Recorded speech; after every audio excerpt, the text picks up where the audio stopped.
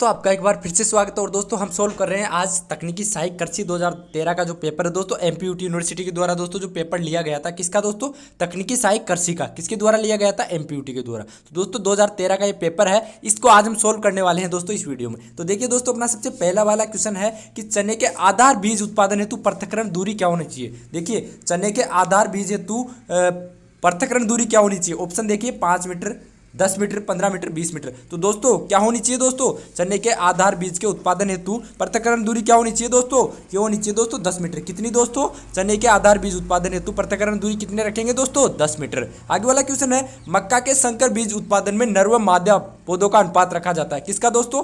नर व मादा पौधा होता है, उनका अनुपात कितना रखा जाता है? किसमें? मक्का के संकर बीज उत्पादन में। तो देखिए 2:4, 1:1, 3:3, 4:6। तो दोस्तों कितना रखते हैं? 2:4, 2:4 या 1:2 भी बोलते हैं दोस्तों। इनको कितना बोलते हैं दोस्तों? 1:2 या 2:4। ऑप्शन के अकॉर्डिंग कौन सा सही होगा दोस्तों? फर्स्ट वाला 2:4। आगे वाला क्वेश्चन है अपना, साइसर काबुलियम में गुणसूत्रों की संख्या होती है। देखिए दोस्तों, आपको पता होगा चना 2 प्रकार के होते हैं। कितने दोस्तों? चने 2 प्रकार के होते हैं, एक तो देसी चना और एक काबुली चना। तो दोस्तों जो साइसर काबुलियम चना है उसमें दोस्तों गुणसूत्रों की संख्या बतानी है। तो देखिए 2n = 14, 2n = 16, 2n = 18, 2n = 20। तो दोस्तों जो साइसर काबुलियम दोस्तों जो चना है, इसमें गुणसूत्रों की संख्या कितनी रखते हैं दोस्तों? इसमें गुणसूत्रों की संख्या 16 होती है। कितनी होती है दोस्तों? साइसर काबुलियम में 16 होती है। देसी चने में कितनी होती है दोस्तों? 14। देसी चने में गुणसूत्रों की संख्या 14, जबकि साइसर काबुलियम में कितनी होती है? 16। आगे वाला क्वेश्चन है, सूरजमुखी है ये कुल की फसल है दोस्तों। सूरजमुखी है किस कुल की फसल है?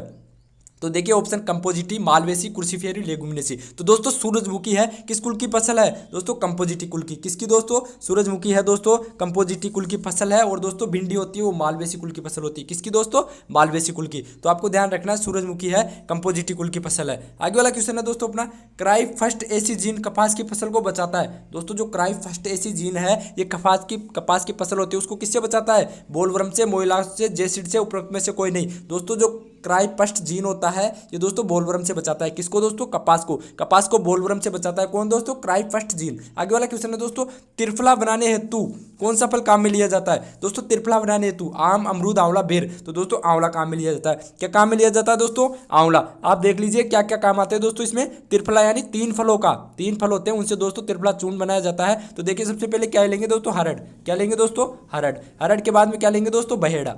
हरड़, बहेड़ा, और फिर एक क्या लेंगे दोस्तों? हरड़, बहेड़ा के अलावा आंवला। ये तीनों को दोस्तों, इन तीनों के मिश्रण से क्या बनाई जाती है? त्रिफला चूर्ण। इनका अनुपात की बात करें दोस्तों तो 1:2:3 में लेते हैं। यानी दोस्तों 1 भाग तो लेंगे हरड़ का, 2 भाग लेंगे बहेड़ा का और 3 भाग लेंगे आंवले का। और फिर इनके मिश्रण से क्या बनाया जाता है दोस्तों?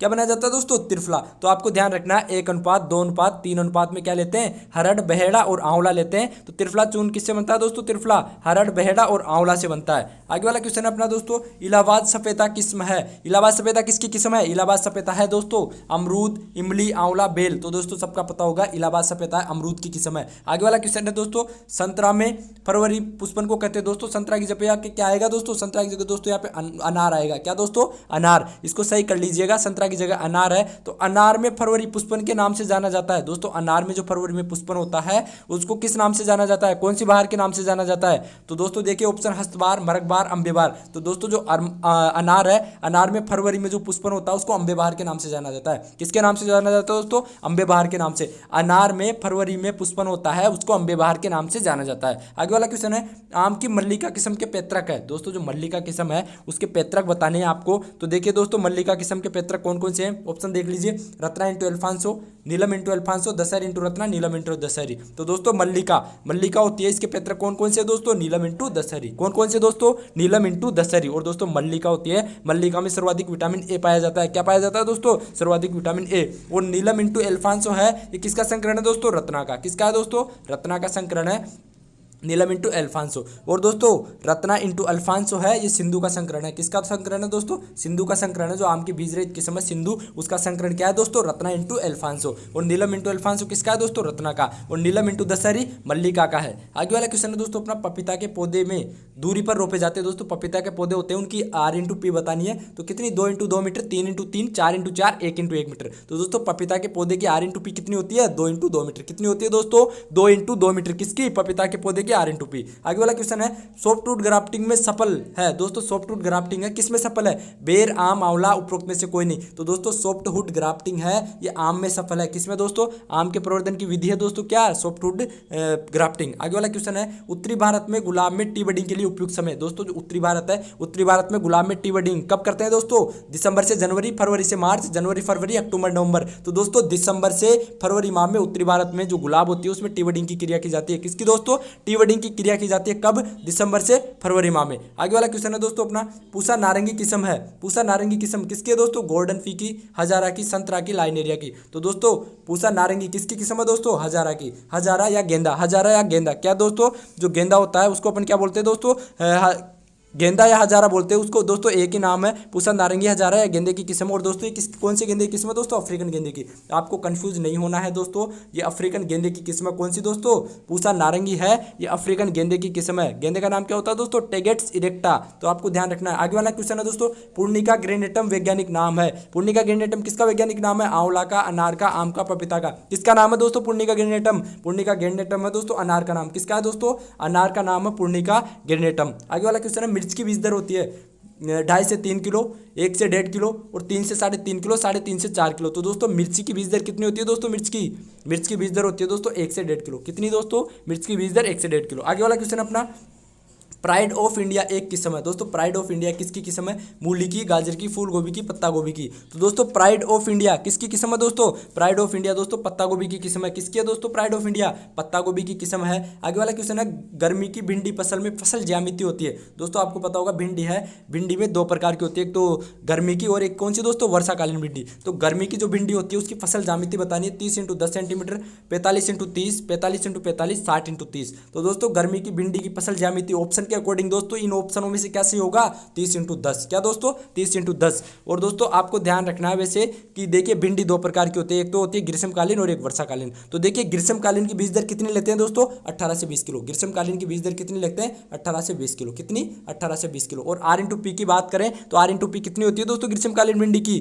30 × 20। कितनी दोस्तों, 30 × 20, 30 × 20 होती है दोस्तों ग्रीष्मकालीन भिंडी की R/P और बीज दर 18 से 20 किलो। इसके अलावा दोस्तों वर्षाकालीन भिंडी होती है, वर्षाकालीन भिंडी की बीज दर कितनी लेते हैं दोस्तों, 10 से 12 किलो। कितनी, 10 से 12 किलो, 10 से 12 किलो इसकी बीज दर लेते हैं किसकी, वर्षाकालीन भिंडी की। और R/P कितनी लेते हैं दोस्तों वर्षाकालीन भिंडी की, 60 × 30। कितनी दोस्तों, 60 × 30, 60 × 30 लेते हैं वर्षाकालीन भिंडी की R/P। तो कंफ्यूज नहीं होना, दोनों को अच्छे से ध्यान रखना है। वर्षाकालीन भिंडी की बीज दर 10 से 12 किलो लेते हैं, ग्रीष्मकालीन भिंडी की बीज दर 18 से 20 किलो लेते हैं। आगे वाला क्वेश्चन अपना निम्न में से कौन सी लहसुन की किस्म है। देखिए Agrifound dark red, Agrifound red, Agrifound रोज और एग्रीफाउंड व्हाइट। तो दोस्तों लहसुन की कौन सी किस्म है, एग्रीफाउंड व्हाइट। कौन सी दोस्तों, एग्रीफाउंड जो व्हाइट है ये लहसुन की किस्म है। इनके अलावा दोस्तों एग्रीफाउंड डार्क रेड और एग्रीफाउंड रेड है ये दोस्तों जो किसकी किस्म है दोस्तों, प्याज की किस्म। प्याज की कौन सी किस्म है दोस्तों, खरीफ की किस्म है। प्याज की दोस्तों खरीफ की किस्म है। कौन कौन सी, एग्रीफाउंड डार्क रेड और एग्रीफाउंड रेड, यह है प्याज की किस्म है। और एग्रीफाउंड व्हाइट है लहसुन की किस्म है। आगे वाला क्वेश्चन है लाइम स्क्वेश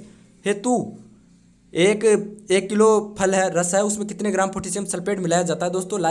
जो लाइम स्क्वेश होता है उसमें दोस्तों जो आपको बताना है कि जो पोटेशियम बाइसल्फेट है कितना मिलाएंगे यदि 1 किलोग्राम फलों का रस है तो दोस्तों देखिए 5.53 ग्राम और 4.43 ग्राम, 3.43 ग्राम और 2.43 ग्राम। तो दोस्तों 1 किलोग्राम फलों का रस है किसका दोस्तों, लाइम स्क्वेश का। किसका दोस्तों, लाइम स्क्वेश का 1 किलोग्राम फलों का रस है। तो दोस्तों उसमें कितना पोटेशियम बाइसल्फेट मिलाएंगे, 2.43 ग्राम। कितना दोस्तों, 2.43 ग्राम मिलाएंगे। कितना दोस्तों, 2.43 ग्राम मिलाएंगे क्या, पोटेशियम सल्फेट किसमें, 1 किलोग्राम लाइम स्क्वेश के जो लाइम स्क्वेश का जो फल रस है उसमें। आगे वाला क्वेश्चन है दोस्तों अपना पशुओं में दुग्ध ज्वार की कमी के कारण होता है। दोस्तों पशु है, पशुओं में जो दूध ज्वार की बीमारी होती है दोस्तों, दुग्ध ज्वार की बीमारी होती है किसके कारण होती है, नाइट्रोजन की कमी से, सोडियम की कमी से, कैल्शियम की, पोटेशियम की। तो दोस्तों पशुओं में दुग्ध ज्वार की जो बीमारी होती है कैल्शियम की कमी से होती है। किसकी कमी से होती है, कैल्शियम की कमी से। निम्न में से कौन सी डेयरी नस्ल नहीं है, नागौरी, गिर, जर्सी, होल्स्टीन फ्रीजियन। तो देखिए दोस्तों ये तीनों तो है डेयरी नस्ल है। और दोस्तों नागौरी है ये भारवाही नस्ल है। नागौरी क्या है दोस्तों, भारवाही नस्ल है। नागौरी को ध्यान रखना, भारवाही नस्ल है। जबकि गिर, जर्सी, होल्स्टीन है ये दुग्ध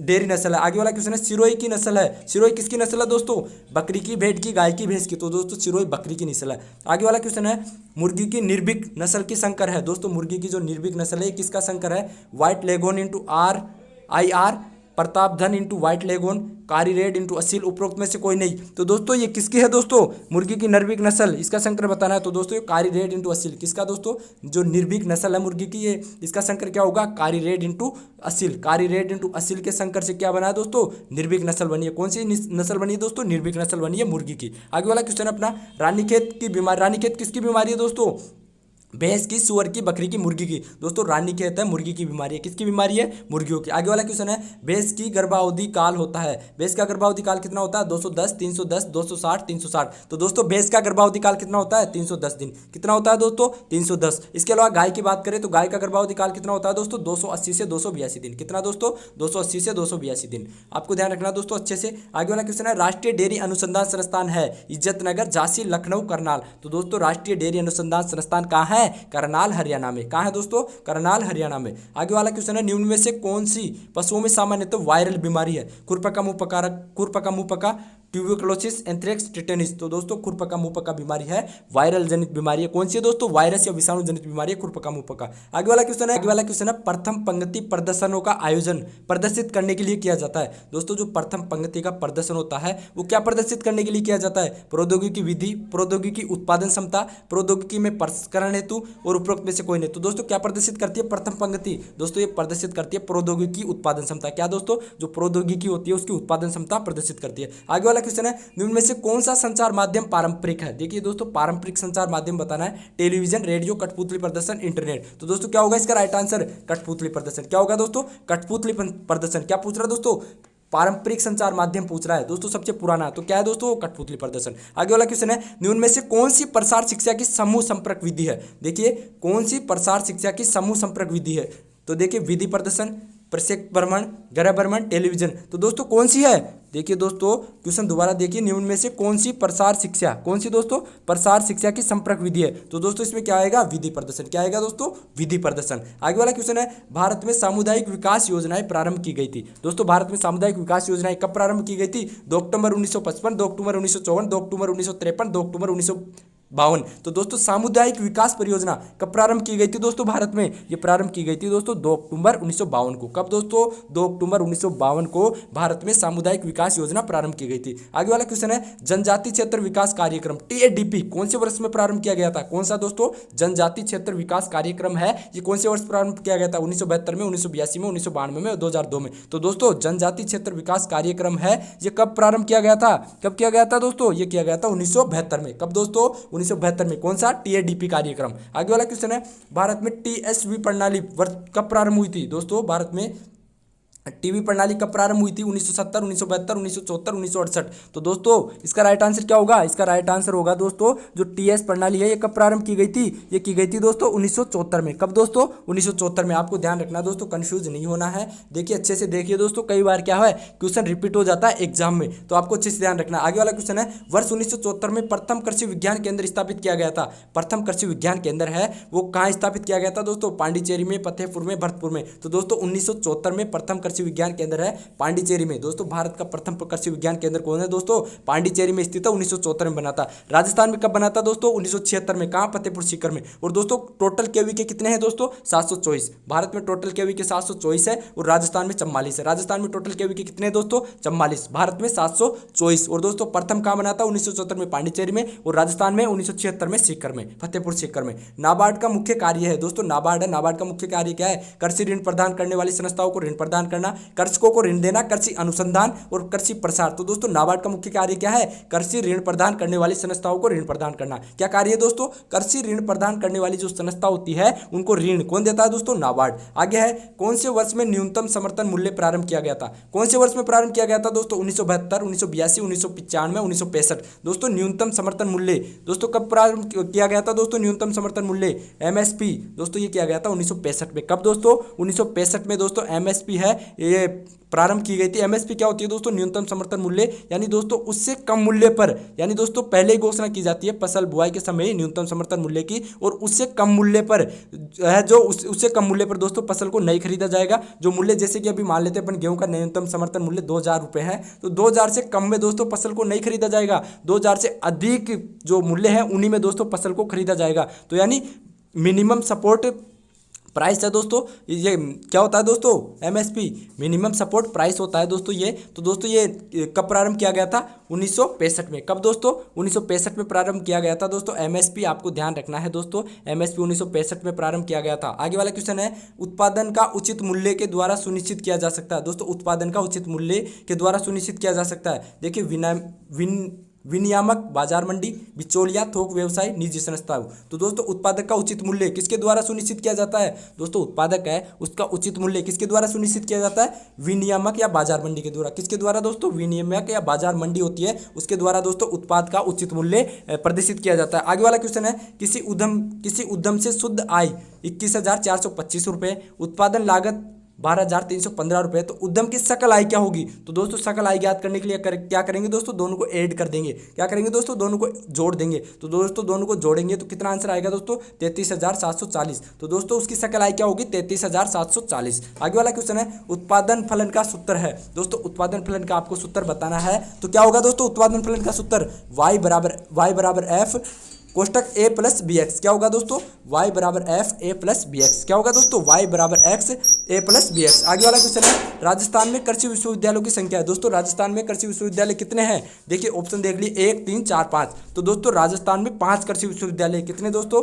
राजस्थान में 5 कृषि विश्वविद्यालय है। आपको पता होगा दोस्तों, पहला क्या है दोस्तों, महाराणा प्रताप कृषि प्रौद्योगिकी विश्वविद्यालय है, उदयपुर में है। दूसरा कर्ण नरेंद्र कृषि विश्वविद्यालय जोबनेर में है। इसके अलावा दोस्तों स्वामी केशवानंद कृषि विश्वविद्यालय कहाँ है दोस्तों, बीकानेर में है। इसके अलावा कृषि विश्वविद्यालय जोधपुर में है, कृषि विश्वविद्यालय कोटा में। तो दोस्तों राजस्थान में 5 कृषि विश्वविद्यालय। आगे वाला क्वेश्चन है, निम्न में से कौन सा फार्म आय व्यवीकरण का प्रकार है। देखिए दोस्तों क्वेश्चन दोबारा देखिए, कौन सा आय व्यवीकरण का प्रकार है, पूर्ण आय व्यवीकरण, आंशिक आय व्यवीकरण, उद्यम आय व्यवीकरण, उपरोक्त सभी। तो दोस्तों इसका राइट आंसर क्या होगा दोस्तों, इसका राइट आंसर होगा दोस्तों सभी। क्या दोस्तों, सभी। क्या दोस्तों, आय व्यवीकरण का प्रकार क्या है दोस्तों, पूर्ण आय व्यवीकरण, आंशिक आय व्यवीकरण और उद्यम आय व्यवीकरण। तो दोस्तों ये सभी होंगे। आगे वाला क्वेश्चन है दोस्तों अपना, सहसंबंध गुणांक का अभिप्राय ज्ञात करने के लिए कौन सा टेस्ट लागू करते हैं। दोस्तों सहसंबंध गुणांक का अभिप्राय यदि अपन को ज्ञात करना है तो कौन सा टेस्ट लागू करेंगे। देखिए t test, z test, x square test, उपरोक्त में से कोई नहीं। तो दोस्तों सहसंबंध गुणांक का अभिप्राय अपन को ज्ञात करना है तो कौन सा टेस्ट अपन लागू करेंगे। तो दोस्तों टेस्ट लागू करेंगे, कौन सा टेस्ट दोस्तों, टी टेस्ट। कौन सा दोस्तों, टी टेस्ट लागू करेंगे। किसके लिए दोस्तों, सहसंबंध गुणांक के लिए। आगे वाला क्वेश्चन है, खेत में मक्का के पौधों की ऊंचाई का औसत ज्ञात करने के लिए कौन सा औसत लागू करते हैं। दोस्तों अपन को खेत में मक्का के पौधों की ऊंचाई ज्ञात करनी है, ऊंचाई का औसत ज्ञात करना है तो कौन सी विधि ज्ञात करेंगे दोस्तों, ज्यामितीय विधि, अंकगणितीय विधि, हरात्मक विधि, उपरोक्त में से कोई नहीं। दोस्तों कौन सी विधि अपन लागू करेंगे, अंकगणितीय विधि। कौन सी दोस्तों, अंकगणितीय औसत विधि। कौन सी दोस्तों, अंकगणितीय विधि। किसके लिए, खेत में मक्का के पौधों की ऊंचाई का औसत ज्ञात करने के लिए अंकगणितीय औसत विधि अपन लागू करेंगे। आगे वाला क्वेश्चन है, केले के पौधों में संवर्धन की उत्तम विधि है। दोस्तों केले का अपन को संवर्धन करना है तो कौन सी विधि यूज में लेंगे, बीजों द्वारा, कटिंग द्वारा, सकर्ष द्वारा, ग्राफ्टिंग द्वारा। तो दोस्तों केले में किसके द्वारा करते हैं, सकर्ष द्वारा। किसके द्वारा, सकर्ष द्वारा। आगे वाला क्वेश्चन है दोस्तों, सहसंबंध गुणांक का मान। दोस्तों सहसंबंध गुणांक का मान कितना होता है, -1 से +1, 0 से +1, -1 से 0 और 1 to 2। तो दोस्तों सहसंबंध का गुणांक मान कितना होता है दोस्तों, ये होता है दोस्तों -1 से +1। कितना दोस्तों, -1 से +1 होता है किसका दोस्तों, सहसंबंध का गुणांक मान। आगे वाला क्वेश्चन है, म्यूरेट ऑफ पोटाश में होता है। दोस्तों म्यूरेट ऑफ पोटाश में कितना होता है, जो पोटाश होता है वो दोस्तों 60%, 50% के 2, 48% के 2, 52% के 2। तो दोस्तों म्यूरेट ऑफ पोटाश में पोटाश कितना होता है, 60%। कितना दोस्तों, 60%। आगे वाला क्वेश्चन है, सिंगल सुपर फास्फेट में प्रतिशत घुलनशील फास्फोरस होता है। दोस्तों सिंगल सुपर फास्फेट में 16% एसएसपी होता है। कितना दोस्तों, फास्फेट कितना होता है घुलनशील, 16%। एसएसपी में दोस्तों घुलनशील फास्फोरस बताना है तो 16% होगा। आगे वाला क्वेश्चन है, कौन सी फसल में एंजोला का प्रयोग किया जाता है, मक्का, गेहूं, चना, धान। तो दोस्तों एंजोला का प्रयोग कौन सी फसल में किया जाता है, धान में। किसमें दोस्तों, धान में। दोस्तों आप पुराने पेपर और देख लीजिएगा, कृषि प्रयोगशक के हो गए या सहायक कृषि अधिकारी के हो गए, बहुत सारे दोस्तों अपन ने क्वेश्चन डाले हुए हैं तो आप देख लीजिएगा, प्लेलिस्ट चेक करिएगा। आगे वाला क्वेश्चन है, मक्का में प्रोटीन जीन में कमी होती है। दोस्तों देखिए मक्का में प्रोटीन जीन में कमी होती है। कौन सी प्रोटीन जीन में कमी होती है, tryptophan amino acid, lysine amino acid, tryptophan व लाइसिन दोनों एमिनो एसिड। तो दोस्तों मक्का में है कौन सी प्रोटीन जीन में कमी होती है, मक्का में बताना है दोस्तों कौन सी प्रोटीन जीन में कमी होती है। तो दोस्तों किसमें होती है, ट्रिप्टोफेन व लाइसिन दोनों एमिनो एसिडों में। किसमें दोस्तों, ट्रिप्टोफेन। किसमें दोस्तों, ट्रिप्टोफेन में होती है। इसके अलावा लाइसिन दोनों एमिनो एसिड होते हैं, इनमें दोस्तों क्या होती है, प्रोटीन जीन में कमी होती है। तो दोस्तों ये अपने 50 क्वेश्चन हो गए दोस्तों। 50 क्वेश्चन अपने अगले पार्ट में सॉल्व करेंगे दोस्तों। इतना ही आज की वीडियो में, मिलते हैं फिर किसी नए वीडियो में। जय हिंद, जय भारत।